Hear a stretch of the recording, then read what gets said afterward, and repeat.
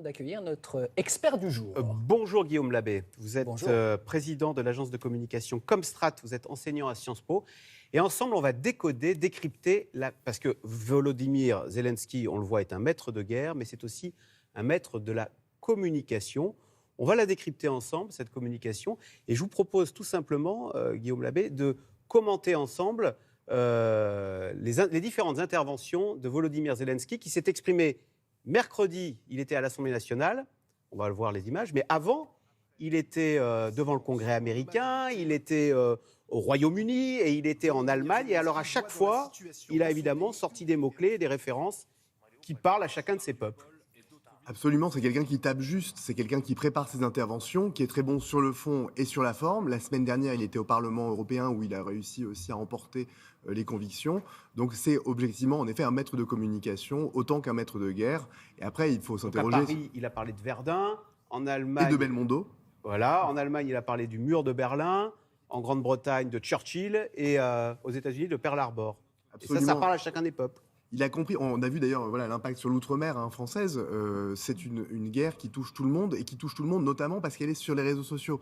Et c'est vrai que dans une logique un peu de marketing politique, il arrive à toucher les gens par ce qui les concerne et on est tous saisis d'ailleurs et on a tous beaucoup d'empathie pour les Ukrainiens parce qu'on se dit, ils nous ressemblent beaucoup finalement, c'est des gens qui vivent un peu comme nous et quand on les entend sur vos antennes, on voit bien que les habitants sont des gens qui nous ressemblent énormément. Évidemment, le président Zelensky a compris ça et donc toute sa communication vise à réchauffer les cœurs, à nous toucher et à nous ressembler.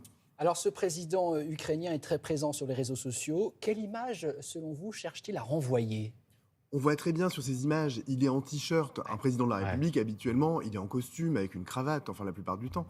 Donc il est jeune, ça c'est un fait, il a 44 ans, mais surtout, il est comme son peuple, il est en t-shirt, on suppose qu'il peut être armé, il est au combat, il est à l'extérieur, il n'est pas caché. Et évidemment, vous pensez directement à son ennemi juré, Vladimir Poutine, qui est complètement à l'inverse, qui est quelqu'un qui est plus âgé, quelqu'un... On va parler de Vladimir Poutine, mais justement, lui, il est en t-shirt, en treillis militaire, alors qu'il n'est absolument pas militaire. C'est un ancien acteur. Est-ce que vous voyez d'ailleurs dans sa communication des techniques d'acteur? Est-ce que ça lui a servi, au fond, son métier d'acteur pour enfiler le costume de chef de guerre? Et en fait, c'est un acteur, mais c'est avant tout un producteur. Et en fait, il est passé devant la caméra, mais c'était lui qui produisait sa série, ce sitcom qui a très bien fonctionné, où il incarnait un président de la République, mais c'était avant tout un producteur. Donc ce n'est pas qu'un acteur, c'est un acteur, mais c'est aussi quelqu'un, un producteur, c'est quelqu'un qui sait ce qui va plaire, qui sait vendre, qui sait trouver les financements. Ouais. Donc en fait, c'est un entrepreneur qui sait faire de la communication, qui sait mener une stratégie, et c'est là où il est très très bon. Et évidemment, il a son talent personnel, sa capacité de mise en situation. C'est scénariste, il travaille encore avec son ancien scénariste de encore sa maintenant série. Avec son ancien scénariste. Absolument, qu'il a embarqué avec lui puisque c'était son speech writer.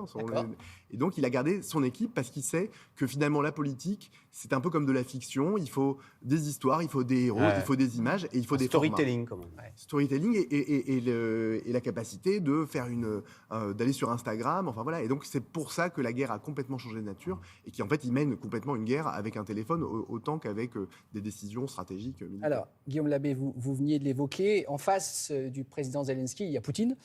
Comment juger la communication de Poutine? Alors là, à l'opposé, puisqu'on l'a vu au Kremlin, dans des grandes salles froides. Il n'est pas dans la rue avec un smartphone. Ah, c'est sûr. Et puis Vladimir Poutine, on imagine bien qu'autour de lui, il y a de vieux généraux qui ont fait le KGB, qui datent quand même d'une époque très ancienne. Je pense qu'il y a beaucoup de nos téléspectateurs qui ne connaissent pas du tout cette époque. Donc lui, il est coincé dans les années, dans le XXe siècle, et voire assez tôt dans le XXe siècle.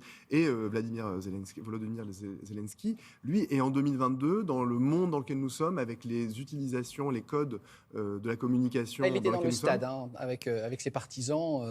Déjà là, il a troqué, il a une doudoune. C'est vrai. Mais bon, oui, ils font comme ils peuvent. Qu'est-ce qu'elle dit, ces deux façons de communiquer? Est-ce que vous diriez que c'est ce qu'on appelle le soft power? Vous savez, on essaye de séduire pour convaincre, face au hard power, où on essaye d'intimider pour convaincre. Alors, c'est vrai que c'est très différent parce que la Russie est une forme de dictature militaire et donc, lui, tant que ses généraux le mettent pas en prison ou autre, finalement, Vladimir Poutine fait peur, il tient par la terreur et par la puissance de l'État. le président Zelensky, même si l'Ukraine est un pays important, qui est un pays qui a des ambassades, les interventions elles sont préparées par les ambassadeurs qui ont des équipes et qui ont des salariés dans chacun des pays. Donc c'est pour ça que c'est pas juste quelqu'un avec son smartphone. Il faut bien se dire que c'est un État puissant de 40 millions d'habitants qui était prêt à la guerre. Donc ce qu'il faut savoir, c'est qu'il y en a un, donc Vladimir Poutine, qui utilise la puissance de l'État traditionnelle comme on faisait il y a 40 ans. Zelensky, il a compris que lui, il était plus faible, que c'était une guerre asymétrique et donc il faut toucher les populations. Et c'est vrai que les intérêts des États ne sont pas forcément d'aller prendre des risques pour l'Ukraine. Donc lui, il veut toucher les cœurs de la population, des parlementaires, pour emporter les décisions. Les réseaux des sociaux gouvernements. plutôt que les canons. Merci beaucoup, Guillaume Labbé. Merci pour votre éclairage, Guillaume Labbé. C'est à vous, Benoît.